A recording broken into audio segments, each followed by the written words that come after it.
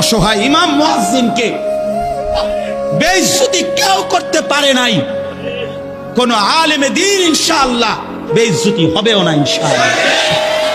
মনে রেখে, মনে রেখে, গতকালকে রাত্রেও আমাদের কুমিল্লায় গত 3 মাস আগে একজন আলেমে দ্বীনকে একজন প্রিন্সিপাল বেইজ্জতি করছিল, অপমান করে সামান্য অজুহাতে মসজিদ থেকে বিদায় করে দিছিল। ওই কলেজের ছেলেরা গতকালকে রাত্রে ওই মসজিদের ভিতরে ঢুকাইয়া 9 ঘন্টা আটকাইয়া তার হাতে ছাত্রদের উপস্থিতিতে তারে পদত্যাগ পত্র দিয়া ঘাত ধরে কলেজ থেকে বের করে দিছে। আল্লাহ তাআলা বেইজ্জতি করে দেখায় দিছে। ছাত্ররা বলছে, স্যার সই দেন, আপনারে 50 টাকা দিব। মানে 50 টাকা, 100 টাকার লোভ সামলাইতে পারেন নাই, নেন পদত্যাগ পত্র, সই দেন।